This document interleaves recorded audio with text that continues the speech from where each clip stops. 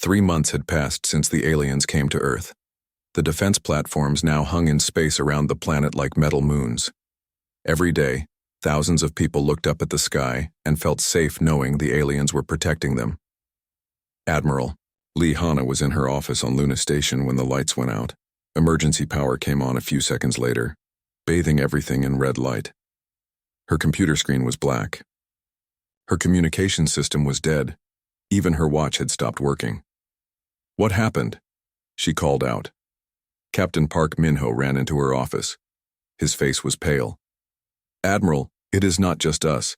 Every satellite around Earth has gone dark. The space elevators have stopped working. Even the power grids on Earth are failing."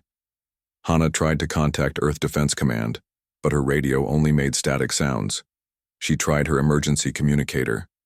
Nothing. It was like someone had turned off everything. Electronic in the solar system.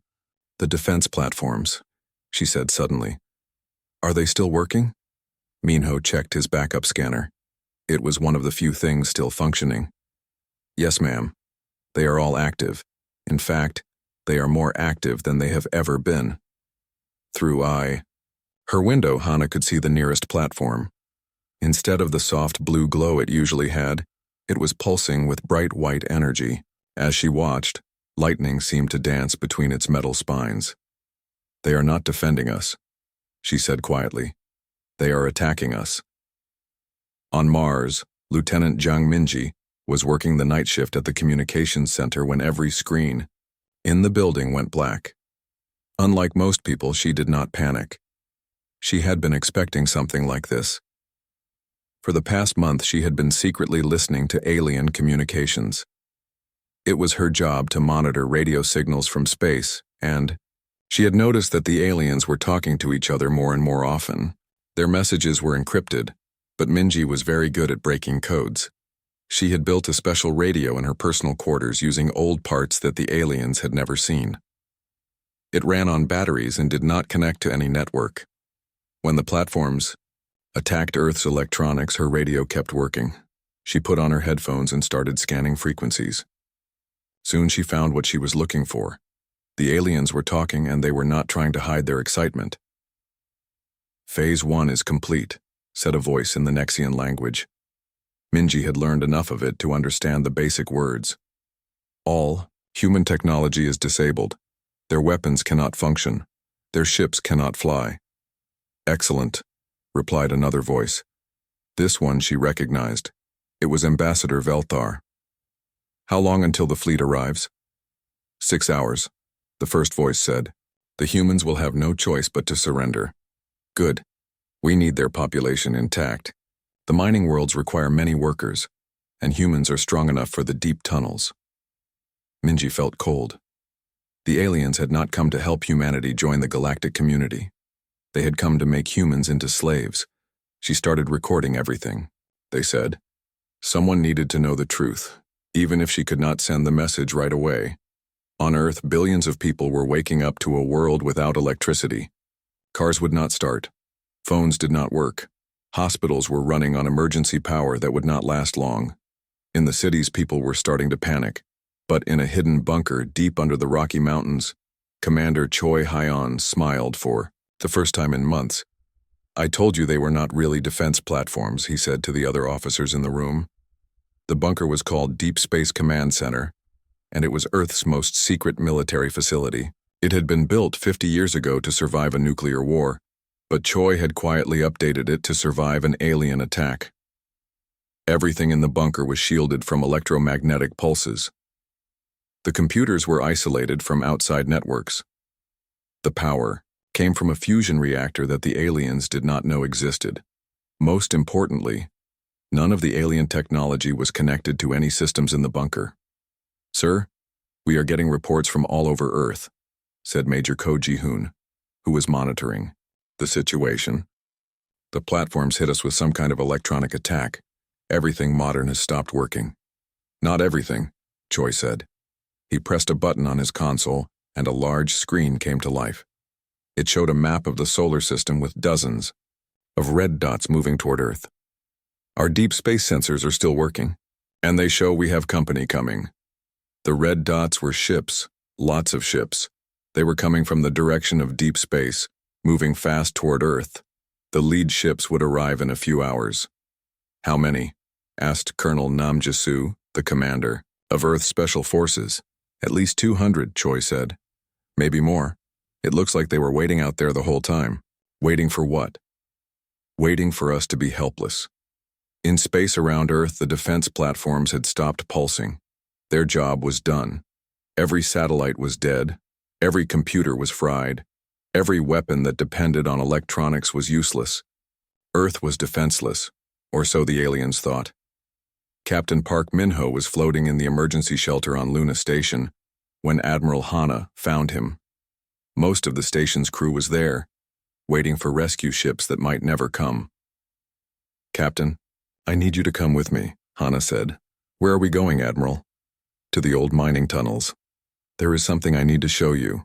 They put on spacesuits and took a maintenance pod to the far side of Luna Station. There, built into an asteroid that had been mined out decades ago, was a facility that did not appear on any official records.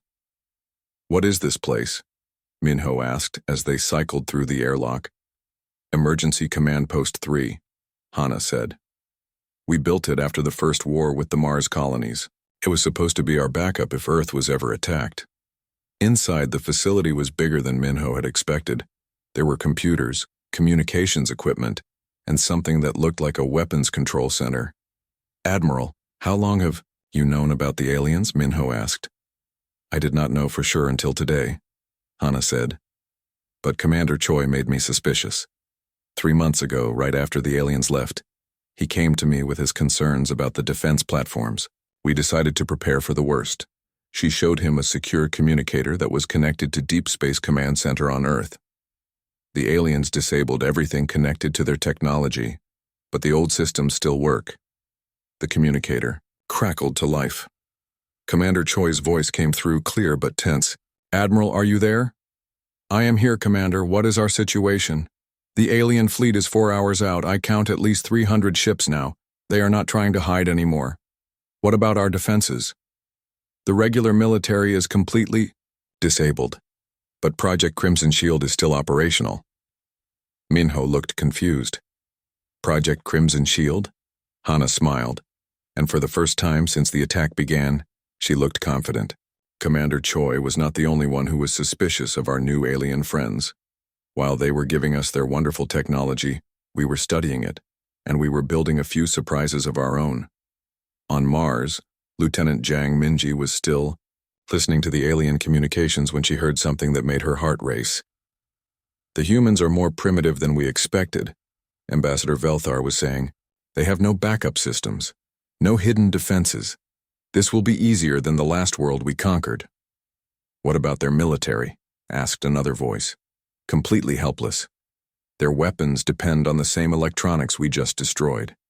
They cannot even communicate with each other. In a few hours, we will broadcast our surrender demand and they will have no choice but to accept. But then a different voice joined the conversation. This one sounded worried. Ambassador, our sensors are detecting some unusual energy signatures from their moon, and from several asteroids in their system. There was a pause. When Velthar spoke, again he did not sound as confident. What kind of energy signatures? Unknown. The patterns do not match anything in our databases. It is almost like they are using technology we have never seen before. Minji smiled as she recorded this conversation. The aliens were about to learn something important about humans. When someone tried to trick them, they did not just get angry. They got creative. Far from Earth, the alien fleet continued toward their helpless target. The ships were full of soldiers and workers who would take control of the planet. In the cargo holds, they carried chains and collars for the new slaves. Admiral Velthar stood on the bridge of his command ship, looking at the image of Earth on his main screen. It was a beautiful world, rich in resources and perfect for supporting life. The humans who lived there were young and strong. They would make excellent workers in the deep mines of the outer worlds. Send the surrender message, he told his communications officer. All across Earth, every radio and television that was still working suddenly came alive with the same message. People of Earth, Ambassador Velthar's voice said in dozens of human languages. Your planet is now under the protection of the Galactic Council. For your own safety, all human governments must surrender immediately. Any resistance will be considered an act of aggression against the Council and will be punished severely. But in the hidden bunkers and secret bases that the aliens did not know about, humans were listening to a very different message. This is Admiral Lee Hanna, her voice said over secure military channels. The aliens have revealed their true purpose. They are not here to help us. They are here to enslave us. All units, this is not a drill. The alien fleet was 2 hours away from Earth when the first surprise appeared. Admiral Velthar was studying the surrender broadcast responses when his sensor officer suddenly looked up from her console. Her face had gone pale. "Sir, we have a problem. There are ships coming out of the asteroid belt." "Human ships?" Velthar asked. "That is impossible. We destroyed all their technology. These ships are not showing up on our records, sir. They are not like anything we have seen from Earth before." Velthar looked at his main screen. Where before there had been empty space between Mars and Jupiter, now there were dozens of ships moving toward them. They were sleek and fast, and they were definitely human-made, but something about them looked wrong. "How many ships?" he demanded. 50, sir." "No, wait. More are coming. 70, 100. The ships did not look like the clumsy human vessels the aliens had seen in their surveillance. These were elegant and deadly. Their hulls were dark metal that seemed to absorb light. Strange energy patterns flowed across their surfaces like liquid fire. "Those are not standard human ships," the sensor officer said, confusion clear in her voice. "The technology is different." On Titan Base, hidden in the clouds of Saturn's largest moon, General Nam Jisoo watched her screens with satisfaction. For 3 months, while the aliens thought they were studying humanity, humans had been studying them. "All ships report ready," said Engineer Yoon Tae-hyuk, who was standing beside her at the command console. He had been working day and night since the aliens arrived, building ships that could fight the technology they had been given. "Good," Nam said. "Send the signal to Admiral Hanna. Let her know we are ready to begin." The ships coming out of the asteroid belt were beautiful and terrible. They had been built using alien technology, but improved by human engineering. Where the aliens built for efficiency, humans built for war.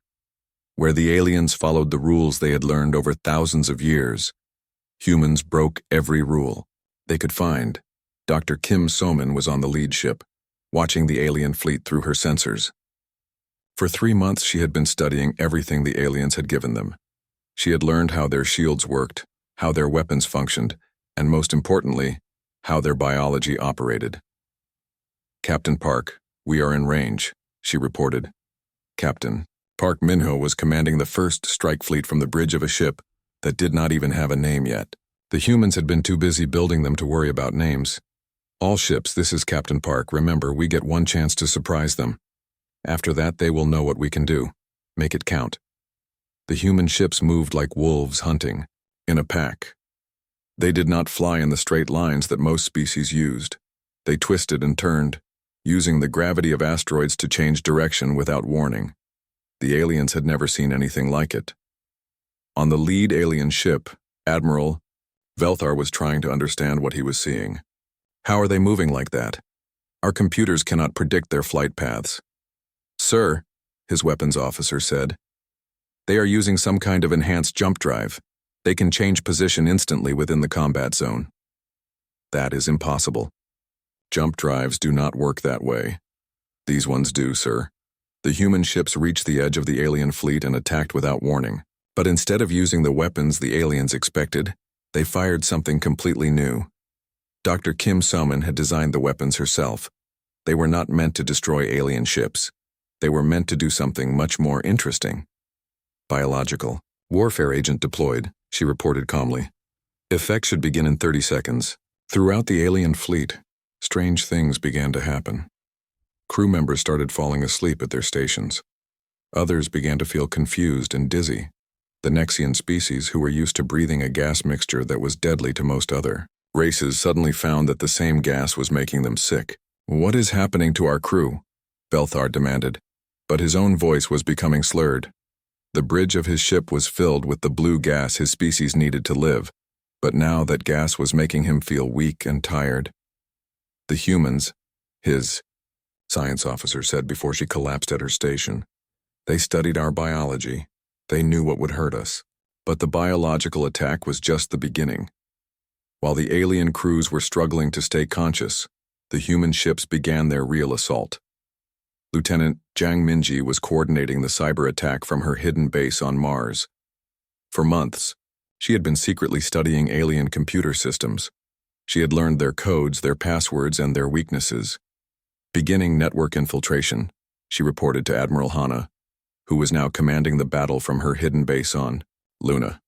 Across the alien fleet, computer systems began to malfunction. Ship weapons turned toward their own vessels. Communication systems started broadcasting human music instead of military orders. Navigation computers began steering ships in random directions. Our own systems are attacking us, the alien weapons, officer screamed before passing out from the biological agent. On Earth, Commander Choi Hyen was watching the battle from Deep Space Command Center. He had spent 3 months preparing for this moment, and everything was going exactly as planned. Phase 2 is complete, he reported to Admiral Hana. The alien fleet is in chaos. They cannot coordinate their attacks, and half their crew is unconscious. Good, Hana replied. Begin Phase 3. Phase 3 was the most dangerous part of the plan. It required human ships to get close to the alien vessels, close enough that the aliens could fight back if they recovered from the biological attack. Captain Park Minho led his ships into the heart of the alien fleet. The human vessels moved like dancers, spinning and twisting between the much larger alien ships. They were fast and small, making them hard targets. Remember, Park told his pilots, we are not trying to destroy all of them. We want some of them to escape so they can tell the rest of the galaxy what happened here. The human ships began targeting specific systems on the alien vessels. They did not try to blow up the ships completely. Instead, they carefully destroyed weapons, engines, and communication systems. It was surgery, not butchery. Engineer Yoon Tae-hyuk had designed the human weapons to be precise. They could cut through alien armor without damaging the crew areas. They could disable a ship without killing everyone inside. We are not like them, he had told General Nam when she asked why he was being so careful. We do not kill unless we have to. The alien fleet tried to fight back, but everything went wrong for them. Their weapons would not fire properly because of the cyber attacks. Their crew was too sick to aim correctly. Their ships kept crashing into each other because the navigation systems had been compromised. In less than an hour, a fleet of 300 alien ships was reduced to scrap metal, floating in space. The few ships that still worked were running away as fast as they could, carrying news of their defeat back to the Galactic Council. Admiral Velthar was one of the lucky ones. His ship was damaged but still functional. As he retreated toward the edge of the solar system, he tried to understand what had happened. How did they do this? He asked his science officer, who had recovered enough to stand. They used our own technology against us, she replied, but they improved it, made it better, made it deadlier. That should not be possible. We have been building technology for thousands of years. They have been in space for less than 300. The science officer was quiet for a moment. Perhaps that is exactly why they won. On Titan Base, General Nam Jisoo was already planning the next phase of the operation. The defeat of the alien fleet was just the beginning. Now they had to make sure Earth would never be threatened again. Send a message to Admiral Hana, she told her communications officer. Tell her that Phase 4 is ready to begin. Phase 4 would take the war to the aliens' home territory. But first, they needed to help the billions of people on Earth who were still without power. Dr. Kim So-min was working on that problem. She had developed a way to repair the damage the aliens had done to Earth's electronics. It would take time, but it could be done. The alien attack used a specific frequency of electromagnetic pulse, she explained to Admiral Hana over their secure channel. If we can generate a counter frequency, we can restore power to most systems. How long will it take? 48 hours for the major cities, a week for everything else. Do it. As Earth began to recover from the alien attack, the escape pods from the destroyed alien ships were broadcasting emergency signals. Human ships moved to rescue the survivors. Even after everything the aliens had done, humans would not leave them to die in space. Commander Choi Hyun coordinated the rescue operations. "Bring them to the detention facilities on Luna," he told the rescue crews. "We need to question them, but make sure they are treated well. We are better than they are." The alien prisoners were confused by their treatment. They had expected to be tortured or killed. Instead, they were given medical care, food, and comfortable places to stay. Some of them had never seen such mercy from the species they conquered. One Nexian prisoner asked his human guard, "Why are you helping us? We came to enslave your people." The guard, a young woman named Corporal Lee Nari, thought about the question for a moment. "Because that is what makes us different from you. We do not become monsters just because someone else is a monster first." The news of the fleet's destruction reached the Galactic Council 3 days later. High Counselor Zixthan, leader of the Council for over 2 centuries, read the report 3 times before he believed it. "Impossible," he said to his aide. 300 ships destroyed by a primitive species that just discovered spaceflight? The survivors all tell the same story, High Counselor. The humans had been preparing for our arrival.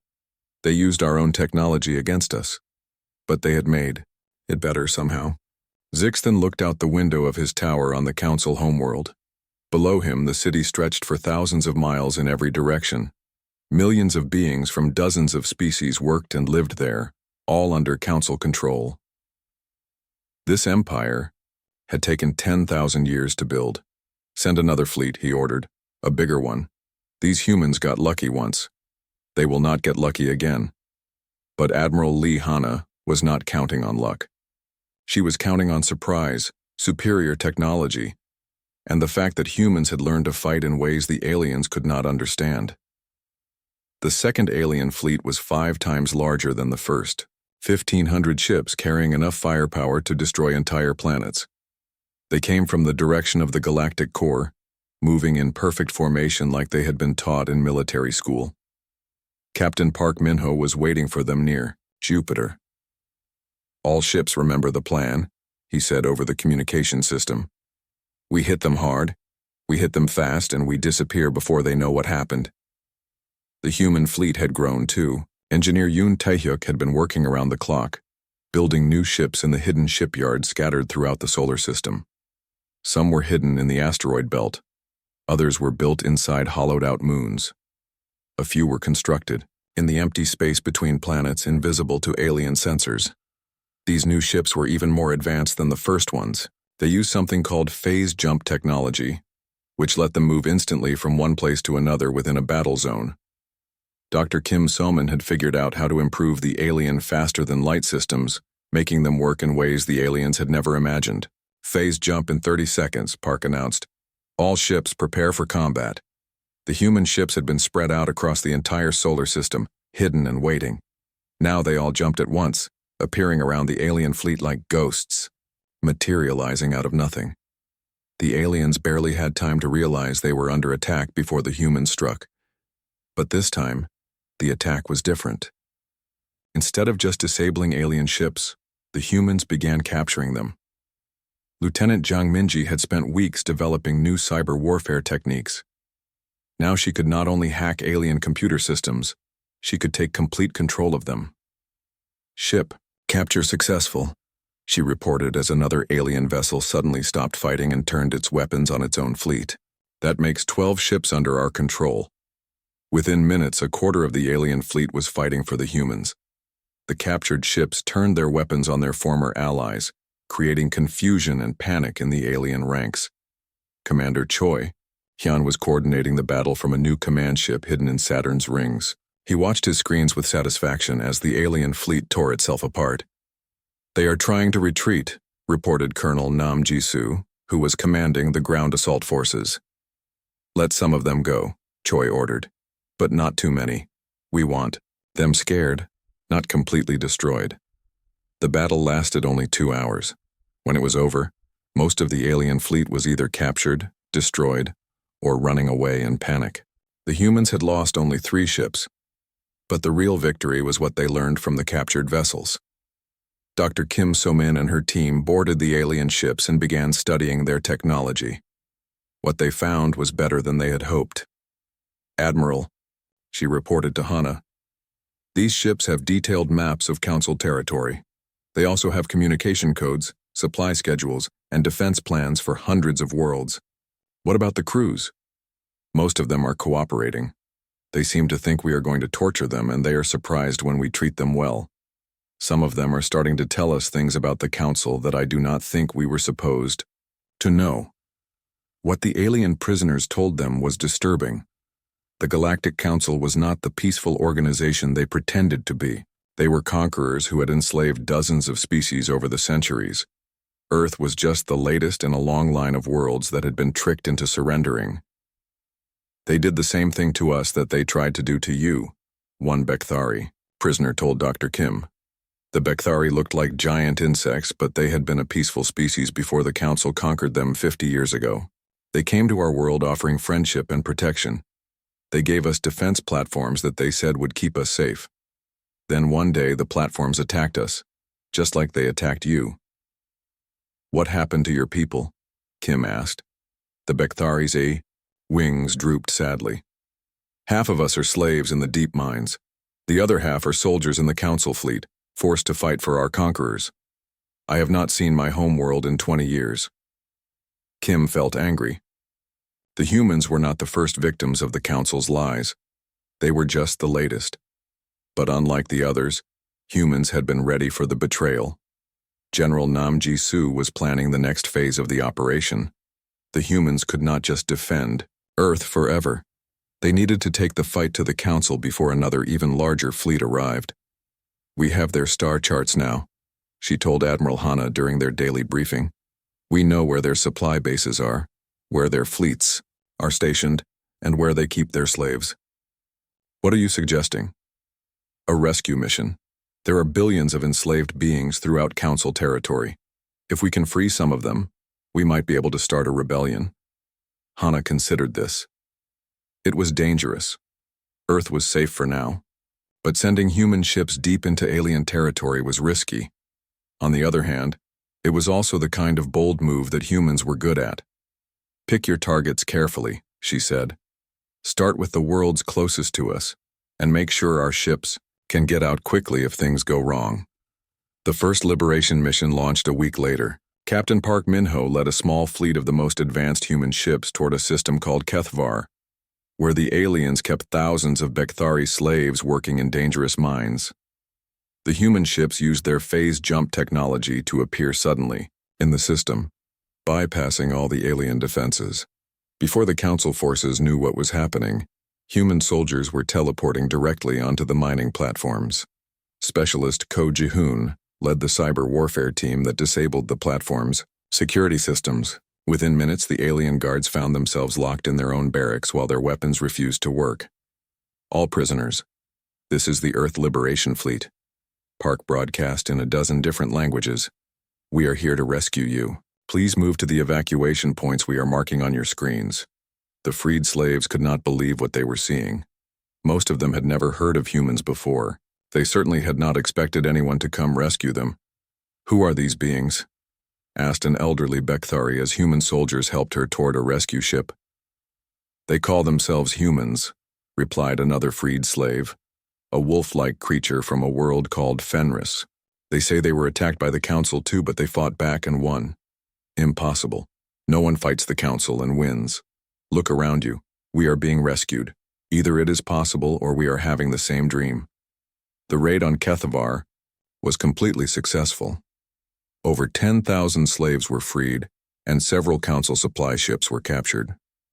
The humans took everything useful and destroyed the mining platforms so they could never be used to hurt anyone again. But more importantly, the freed slaves told other slaves throughout the galaxy that someone was fighting back against the Council. The news spread through the slave networks faster than Council officials could stop it. On the Council homeworld, High Counselor Zixthon was receiving very bad news. 3 more mining systems have gone dark, his intelligence chief reported. The humans are systematically destroying our slave operations in the outer sectors. How many slaves have they freed? Over 50,000 so far. And sir, the freed slaves are not just hiding. Some of them are joining the human fleets.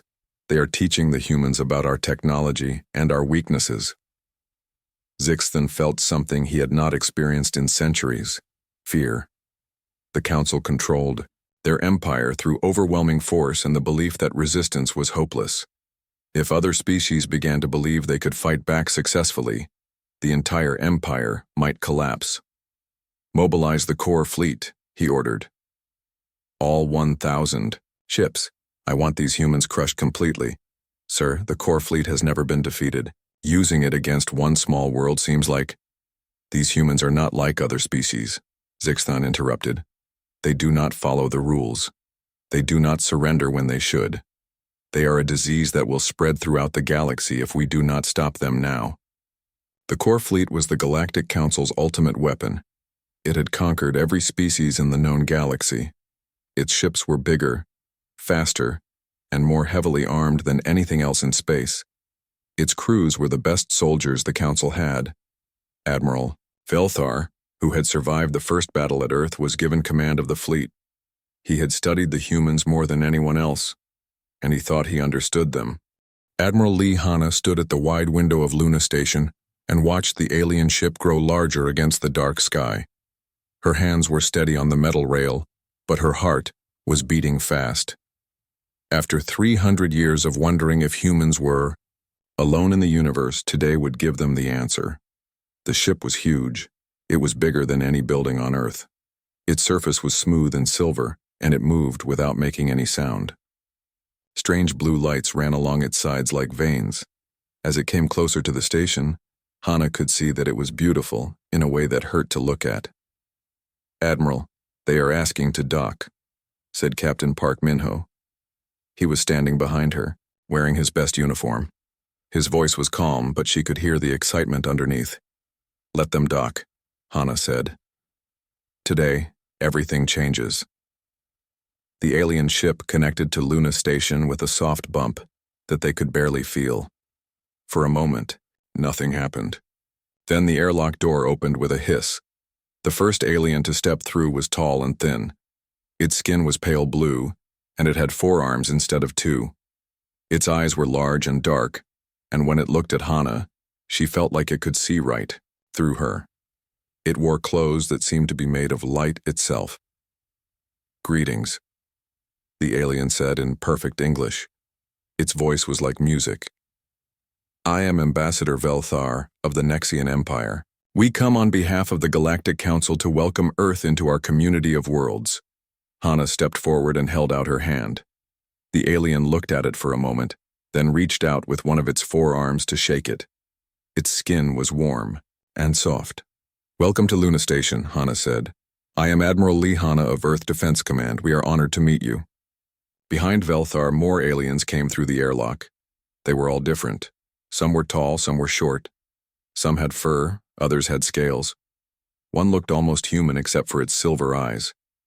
They moved like a group that had worked together for a long time. Dr. Kim Summon pushed through the crowd of Earth officials to get closer. She was the best scientist Earth had, and she had been waiting for this moment her whole life. Her eyes were wide as she looked at each alien, trying to understand what she was seeing. Fascinating, she whispered to herself. The variety is incredible. Ambassador Velthar seemed to hear her. It turned its dark eyes to her and smiled. Dr. Kim, I believe. We have heard of your work. The Council is very interested in human science. You know about our science? Kim asked, surprised. We have been watching your species for some time, Velthar said. Your growth has been remarkable. In just a few thousand years, you have gone from using stone tools to traveling between planets. This is why the Council has decided to invite you to join us. The meeting moved to the main conference room. The Earth officials sat on one side of a long table, and the aliens sat on the other. Hanna noticed that the aliens seemed relaxed, like they had done this many times before. The Galactic Council represents over 1,000 worlds. Velthar explained. We work together to keep peace, share knowledge, and help each other grow. Every species brings something special to the Council. What would Earth bring? Asked President Chen, who had come up from Earth for the meeting. Your species has a gift for solving problems, Velthar said. You adapt quickly. You never give up. These are rare qualities in the galaxy. Commander Choi Hyun sat quietly in the corner, watching everything. He was in charge of Earth's intelligence services, and it was his job to notice things that others missed. Something about the aliens bothered him, but he could not say what. The aliens showed them images of other worlds. Cities that floated in the air, oceans that were purple instead of blue, forests where the trees grew upside down. It was more beautiful than any human had ever imagined. We want to share this with you, Velthar said. But first, you must be protected. Protected from what? Hana asked. There are dangerous species in the galaxy, another alien said. This one looked like a giant lizard with golden scales. Pirates, raiders, worlds that would try to hurt a new species like yours.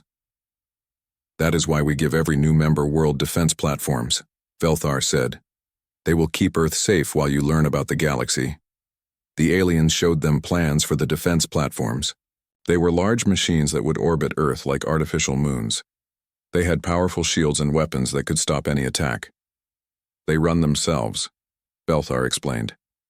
You do not need to worry about operating them. They will know when to protect you. Most of the Earth officials were excited. Here was protection from dangers they had never known existed. Here was technology that was hundreds of years ahead of anything humans had built. But Commander Choi Hyun frowned as he looked at the plans. He had spent his life studying weapons and defense systems. Something about these platforms did not look right. The energy signatures, he said quietly to Dr. Kim. These readings do not match what they said the platforms do.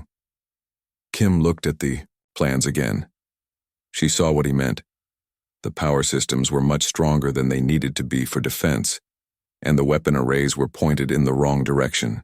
Maybe they made a mistake in the translation, she whispered back. Choi shook his head. Or maybe they did not. But when Choi tried to ask questions about the platforms, Velthar smiled and said, Do not worry about the technical details. Our engineers will handle everything, you can trust us.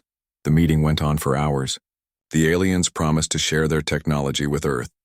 They offered to help humans build better ships, better computers, better everything. All they asked in return was friendship and cooperation. When would we get these defense platforms? President Chen asked. We can begin installation tomorrow, Velthar said. The sooner Earth is protected, the better. As the meeting ended, the Earth officials were buzzing with excitement. This was the greatest day in human history. They were no longer alone. They were part of something bigger than they had ever imagined. Admiral Hana walked with Ambassador Velthar back to the airlock.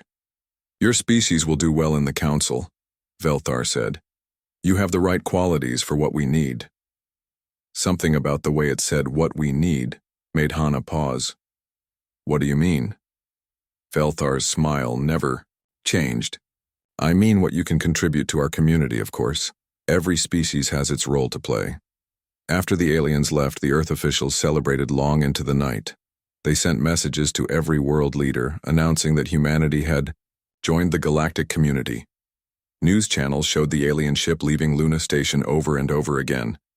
But in his small office, Commander Choi Hyun sat alone, staring at the defense platform plans. He had made copies of everything before. The aliens took the originals back to their ship. The more he looked at them, the more worried he became. The platforms were not just defense systems. They were something else. Something dangerous. He picked up his secure communicator and called Admiral Hana. Admiral, he said when she answered. We need to talk, in private. Can it wait until tomorrow, Commander? It has been a long day. No, ma'am, Choi said, looking at the plans spread across his desk. I do not think it can wait. Far below them, Earth turned slowly in space, unaware that its first contact with aliens might also be its last day of freedom. The defense platforms were already being built in the alien ship. ready to be placed around the planet that trusted them. In the depths of space, other alien ships waited in the darkness, hidden from Earth's sensors. Ambassador Velthar had not lied when he said they had been watching humanity for a long time. They knew exactly how humans would react to their offer. They knew exactly what to say to make Earth welcome them. What they had not told the humans was that they had made the same offer to 47 other worlds, and all of those worlds had accepted, just like Earth. None of those worlds were free anymore. The core fleet of the Galactic Council was the most powerful military force in the known galaxy. 1,000 ships, each the size of a small city, carrying weapons that could destroy planets. They had never been defeated. They had never even been seriously challenged. Admiral Velthar stood on the bridge of his flagship, looking at the image of Earth growing larger on his screen.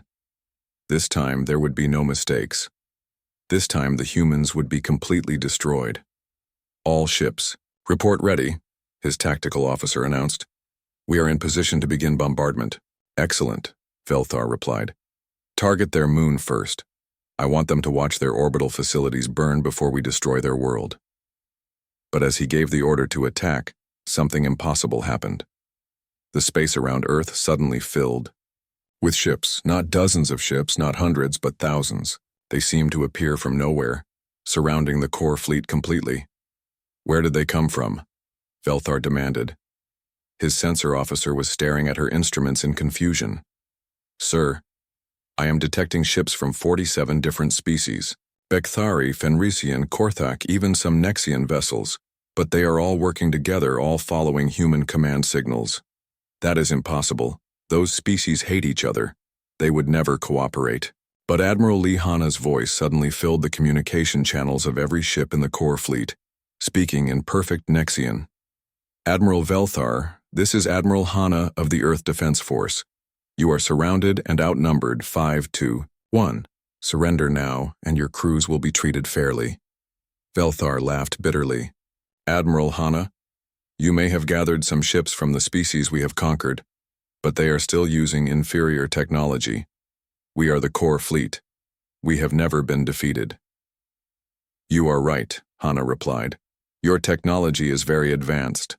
In fact, it is so advanced that it took our best engineers months to figure out how to turn it against you. Suddenly, half the ships in the core fleet stopped moving. Their engines went dead. Their weapons powered down. Their shields collapsed. Lieutenant Zhang Minji had spent 6 months studying captured council technology. She had learned every code, every protocol, every weakness in their systems. Now she was using that knowledge to turn the core fleet's own ships against each other. What is happening?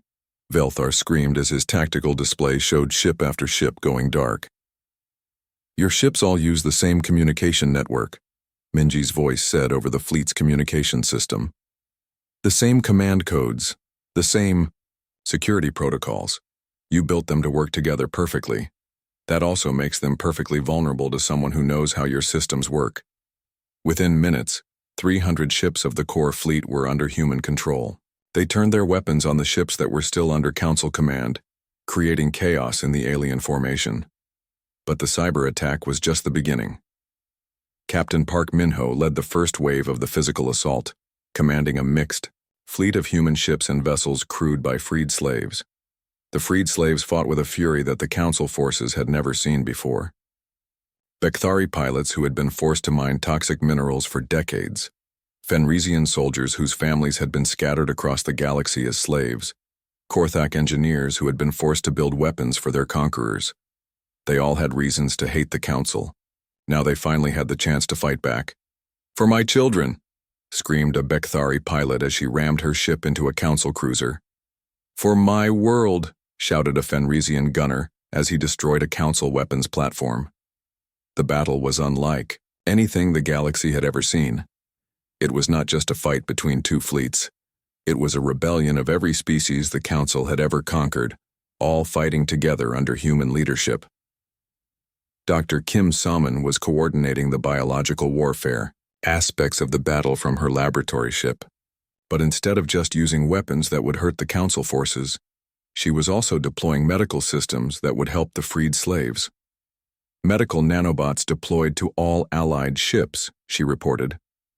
They will repair damage from years of slave labor and improve the crew's combat effectiveness. Throughout the Allied fleet, beings who had been weak and sick from years of abuse suddenly felt stronger than they had in decades. The medical nanobots repaired their injuries, boosted their immune systems, and even enhanced their reflexes for combat. "I have not felt this strong since before the Council took my world," said an old Korthak engineer as he felt his arthritis disappear. Commander Choi Hyun was managing the overall tactical situation from his command ship. He watched with satisfaction as the core fleet was systematically destroyed by its own ships and the forces of the species it had enslaved. "Admiral, the Council fleet is breaking apart," he reported to Hana. "Most of their ships are either captured or destroyed. The survivors are trying to retreat." "Let them go," Hana ordered, "but make sure some of them reach the Council homeworld. I want the High Counselor to know what happened here." The battle lasted 4 hours. When it was over, the core fleet had been completely destroyed. Only a few dozen ships escaped, carrying news of the defeat back to the Council homeworld. But Admiral Hana was not finished. She had learned something important from the freed slaves. The Galactic Council's power was built on fear and the belief that resistance was impossible. If that belief could be broken, the entire empire would collapse. "Send a message to every world in Council territory," she told her communications officer. "Tell them what happened here today. Tell them that the Council can be defeated." The message was broadcast on every frequency, in every language spoken in the galaxy. It carried video of the battle, showing Council ships being destroyed by the very species they had enslaved. It showed freed slaves fighting alongside humans as equals. Most importantly, it showed that the Council was not invincible. General Nam Jisoo was already planning the next phase of the campaign. With the core fleet destroyed, Council territory was defenseless. But instead of conquering it like the Council had conquered other worlds, the humans had a different plan. "We are going to give it back," she told her staff officers. "Every world the Council conquered will be freed. Every species they enslaved will be returned to their homeworlds." "What about the Council leadership?" asked Colonel Ko Ji-hoon. "They will be arrested and tried for their crimes, but they will be tried fairly, by representatives of all the species they harmed." On the Council homeworld, High Counselor Zixthan was watching his empire collapse in real time. Planet after planet was declaring independence. Species that had been enslaved for centuries were rising up against their overseers. The Council fleet was either destroyed or deserting to join the rebels. "Sir," his aide said nervously, "the humans are broadcasting another message." Zixthan watched the screen as Admiral Hana appeared. She was standing on the bridge of a ship, surrounded by beings from dozens of different species. They all wore the same uniform, all served under the same flag.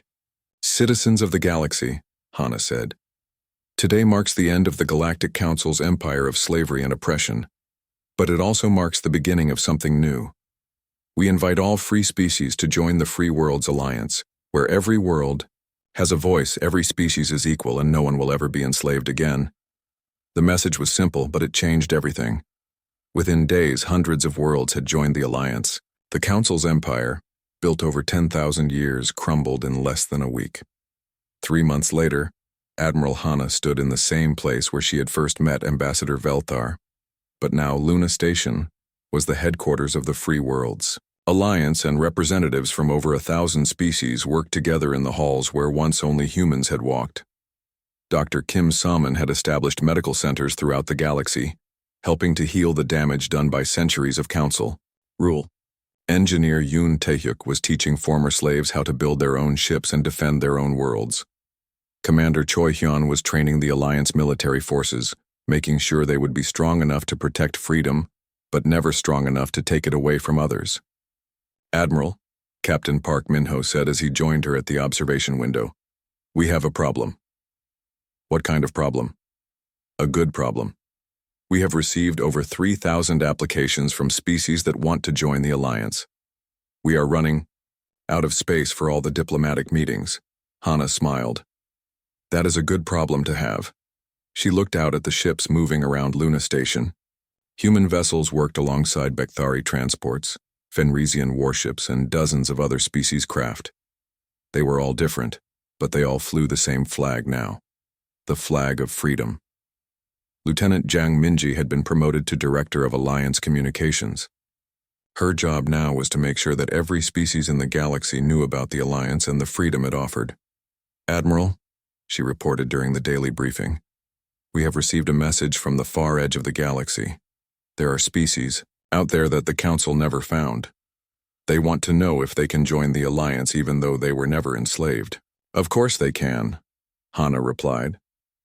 "The Alliance is not just for victims. It is for anyone who believes in freedom." But not everyone was happy about the Council's defeat. In the ruins of the Council homeworld, small groups of former officials were trying to rebuild their empire.